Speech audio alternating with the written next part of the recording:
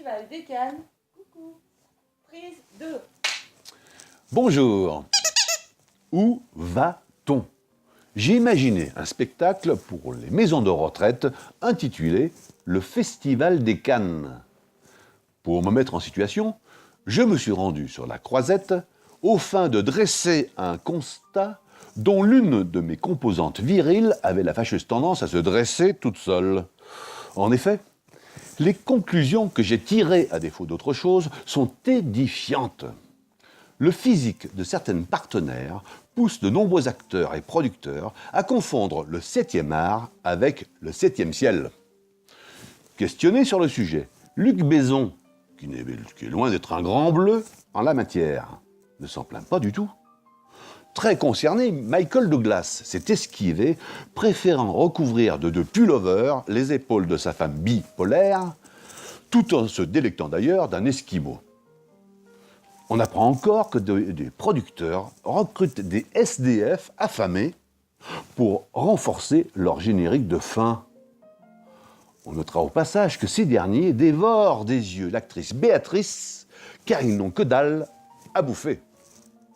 Plus religieusement, on relève que l'Église est omniprésente durant ce festival où nombre de cinéphiles ne jurent que de par Dieu. L'époux de Pénélope Cruz, Javier Bardem, s'est rendu seul à la cérémonie de clôture où il s'est fait jeter par quelques timbrés, bien que recommandé. On l'a pris aussi pour un préposé de la Poste jusqu'à ce qu'il soit enfin affranchi du motif de ce refus.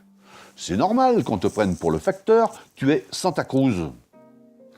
À l'ombre d'un olivier proche du Martinez, j'ai aperçu le prince Albert, dont quelques-uns affirment qu'il se prend pour Spider-Man. En fait, grand collectionneur de toiles, de maître, ce n'est jamais qu'un amateur d'art, Régnier. Enfin, les pompiers, très présents lors de ces festivités, éprouvent d'énormes difficultés à maîtriser les incendies déclenchés par cette population qui, on doit le dire, a vraiment le feu au cul. Avant d'annoncer à mes maisons de retraite que mon festival des Cannes me paraît trop boiteux et que des choses bien plus impotentes m'attendent, je conclurai cette chronique en décernant un prix à quelques cougars mondaines. La palme revient, curieusement, à celles qui ne peuvent raccrocher les wagons sans crier gare, malgré un train de vie très élevé, j'ai nommé les cougars SNCF. Voilà. Si vous aimez, merci de liker. Si vous souhaitez me rejoindre sur les réseaux sociaux ou vous abonner, c'est là qu'il faut liker.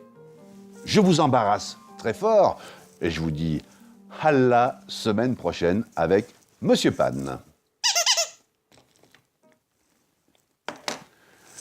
Et voilà.